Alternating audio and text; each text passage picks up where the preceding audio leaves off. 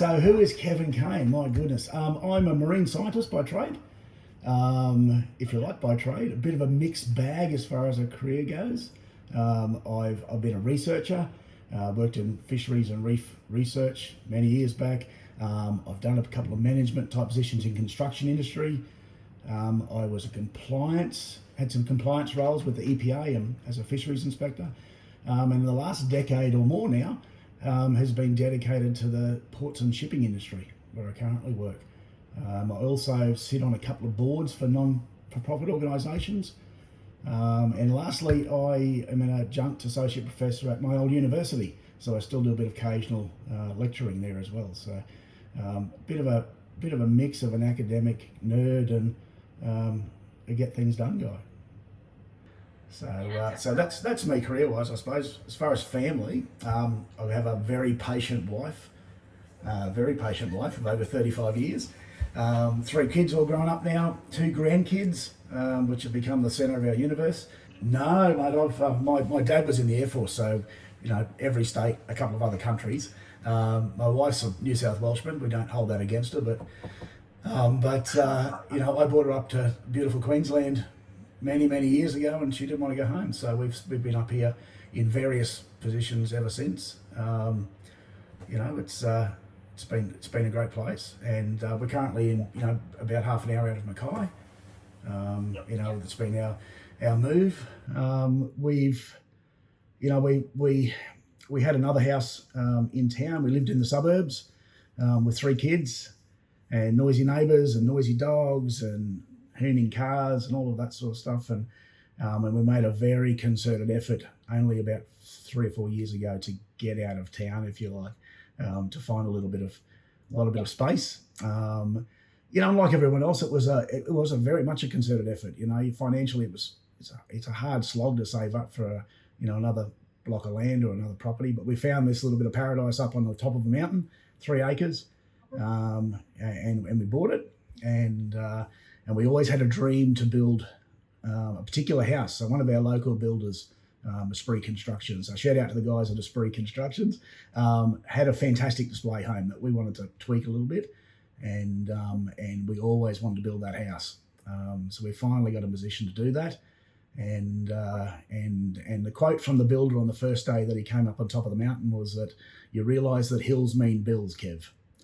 And he wasn't wrong. So we have, not only do we have rock everywhere, we're on top of a hill, so we have steep land. We had to do landslide studies. We're in a bushfire zone because we're on top of a hill surrounded by bush, so we had bushfire overlay. And on top of that, we also have a cyclone rating of a Category 3 cyclone rating or C3 rating. So it certainly has been a labour of love, and a lot of sweat equity has gone in to the place. But from day one, we had a big picture, and the big picture was, 1, to escape the noise and bustle of the suburbs, and we've done that. 2 was this block of land, we needed to open up the views. We had a lot of tree, a lot of weed, a lot of bush, and we needed to open that up and see the views, and we've done that, and it's a spectacular spot. Why I suppose the DIY thing was attractive to me is I've always dabbled. I suppose it's a bit of necessity as well. Raising 3 young kids and getting by, you had to learn to fix things and build things yourself. And I've done a lot of that. So we built our 6x6 shed at the previous place. I built a deck and a patio. I built a pizza deck, if you like. And since we moved up here, there's been the shed, and there's been the kids' cubby house, which I think it's a bit of a Grand Design Australia type of cubby house. She's a bit unique, and lately the latest project, I threw my hands to bricklaying, which I've never done before. So I built an outdoor, of course, a smoker and side smoker. So we test run that baby on the weekend, and so we had the first ribs and brisket in the smoker, which was glorious. I came across Smartkits when I was looking for ideas, because I was going to go down the path of designing myself, maybe get an architect to draw it up and then build it. Good old-fashioned timber deck, which I've done before. And there was a lot to attract me with a Australian-made steel kit, delivered to site with what seemed a lot of information. So I suppose the first thing I gleaned from the YouTube side of things for Smartkits was that they appeared to be a company that didn't just drop a whole bunch of steel on your front doorstep.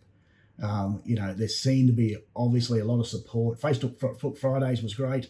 There's some nervousness there. I'm okay with the digging holes. I'm okay with the building, making things square and level and cutting steel. And I'm still a bit nervous about the roof penetration brackets, for instance. That's a little bit out of my forte. And I am trying to get a tradesman to probably do that bit. But this is the joy of living in the regions. You can call 50 tradesmen and hopefully one might get back to you. I probably, worst case scenario, I've got the confidence to probably do it myself if I have to, because I'm pretty comfortable that I can pick up the phone and speak to the guys there. Because every time I've rang the office with an inquiry, someone picks up the phone and someone's more than happy to talk me through it. So thus far, so bit of confidence there, Vic. The first one I ever saw was Scott digging holes for his post at his place. And I remember clearly it was these are 450 mil round and, there's 8 bags of concrete. And I like to mix it myself because, it's just a bit of concrete. Well, dude, my holes are 600 mil round. They're 1.1 meters deep and they're full of rock. And I'm not mixing 30 bags of concrete for every hole myself. So it's quite funny. In reflection, that was the first one I looked and I just had a bit of a laugh even at the time thinking, well, you need to go and live on a hill for a while, and see how that, not dig in sand, come on. But that was the first one. And I got a little addicted to them because it became very real that I could probably do this thing myself. So I watched all the Smartkits videos and all of the Facebook Fridays and thus, the YouTube subscriber of the year in 2021. How cool was that? And that probably started. That was the shove I needed, I think. So we, it was in my mind, and it was happening, and it was doable, and I really wanted to do the deck, the roof, and the pool thing together. But it was a realization that I wasn't going to do that. But let's move forward with the deck, and that came from a phone call from Drew to, present me with my $1,000 prize. And Drew suggested, listen, Kev, just flick us some photos and a bit of an idea of what you want, and we'll have the conversation. And that's how it started. So, I flicked Drew a couple of photos of the back of the house and what I sort of wanted, a bit of a plan. And within 2 days, he was back to me with an actual plan and an actual cost, an actual price. And that was, that's amazing. So, yeah, well, he, as I said, 2-day turnaround to get that back to you. And the really interesting thing for me was that I went onto the website originally and went, well, actually, so I suppose to put it in context, I've got about a 15 B by 4 meter deck and 15 by 5 meter-ish sort of flyover roof there. And I went onto the website and because the website is that user-friendly, I suppose, I said, well, I actually need these components. And for me, it was put 2 decks together and 2 flyover roofs together to get an estimate. And I estimated about $35,000 it was going to cost me, plus shipping and a few things, and maybe some lights and stuff. And then Drew comes back with a quote that nearly matches that perfectly. So that's hats off to the website because it was pretty well on the money. And then we had a unique situation up here that I suppose the C3 cyclone rating was different. So Drew was very clear that we don't need to go away and do some further engineering to make sure that we meet that higher cyclone rating, because it's fairly unique, I suppose, for you guys to deal with that. Again, that was done in sort of a week, I suppose, and it wasn't done. I agreed that if I went ahead with the deck, I would pay for that, but you guys took it on. It wasn't though I had to pay for that up front and and commit right there and then. You guys took it on. You paid for the engineering, the extra engineering.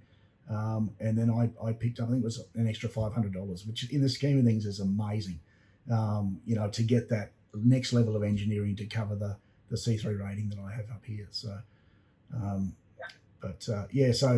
Drew was an absolute champion and picks up the phone every time you ring him, which is, hats off to him. I've been annoying.